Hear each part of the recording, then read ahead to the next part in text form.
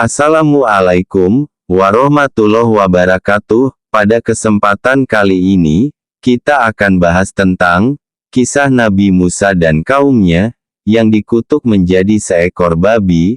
Namun sebelum kita bahas lebih lanjut, jangan lupa like video ini dan tekan tombol subscribe agar tidak ketinggalan video-video berikutnya dari channel ini. Terima kasih.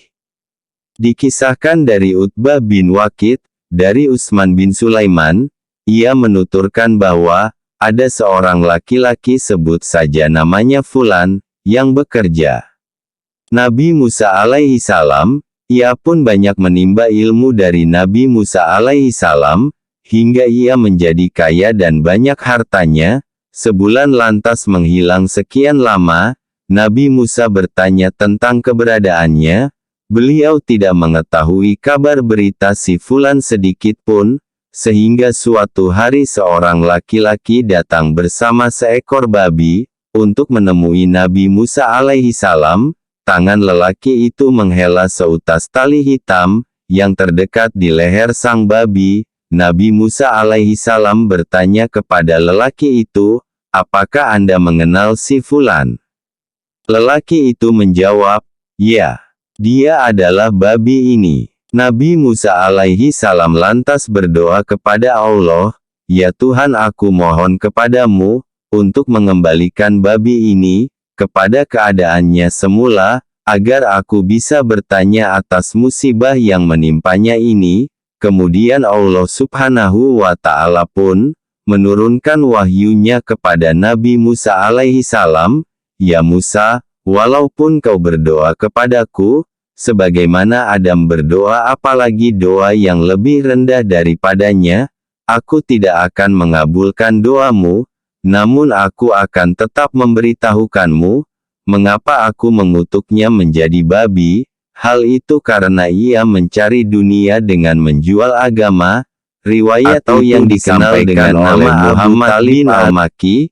Kisah tersebut bukanlah berasal dari sabda Nabi Muhammad Shallallahu Alaihi Wasallam, yang terdapat dalam kitab-kitab hadits.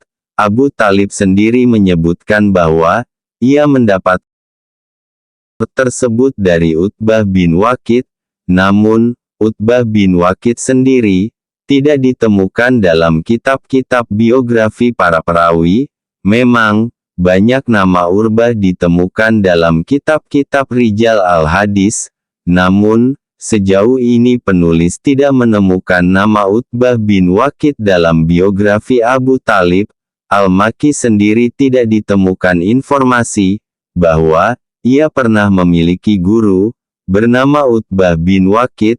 Sedangkan Utsman bin Abi Sulaiman memang ditemukan dalam kitab-kitab biografi perawi, namun ia tidak disebut memiliki murid yang bernama Utbah bin Waqid.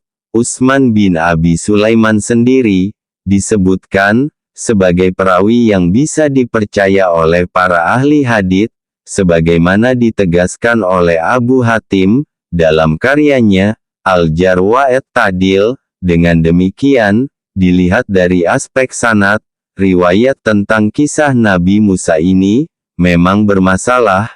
Ada rantai yang terputus, baik antara Abu Talib Al-Makki dengan Utbah bin Waqid, maupun antara Aubek bin Waqid dengan Utsman bin Abi Sulaiman. Kisah ini berisi tentang peristiwa yang diklaim dilakukan oleh Nabi Musa alaihi salam. Dalam kajian ilmu tafsir sebagaimana dijelaskan oleh Husain Az-Zahabi, dalam tafsir Al-Waw Musafirun, riwayat-riwayat yang berkaitan dengan peristiwa, atau konsep keagamaan pada masa Nabi Musa alaihi salam, dan Nabi Isa, termasuk dalam kategori riwayat Israiliyat. Riwayat Israiliyat ini, merupakan tradisi lisan dalam masyarakat Yahudi dan Nasrani, yang kemudian masuk dalam khazanah peradaban Islam. Riwayat-riwayat tersebut sulit diverifikasi kebenarannya. Meskipun demikian, bukan berarti kita boleh langsung memvonis sebagai berita bohong.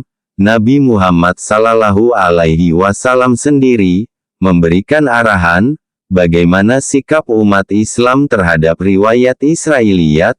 Dalam sebuah hadits kue dari Abu Hurairah radhiyallahu anhu, ia berkata, para ahli kitab membaca kitab Taurat dengan bahasa Ibrani, dan menafsirkannya dengan bahasa Arab, untuk orang-orang Islam. Sekian, semoga bermanfaat. Wassalamualaikum warahmatullahi wabarakatuh.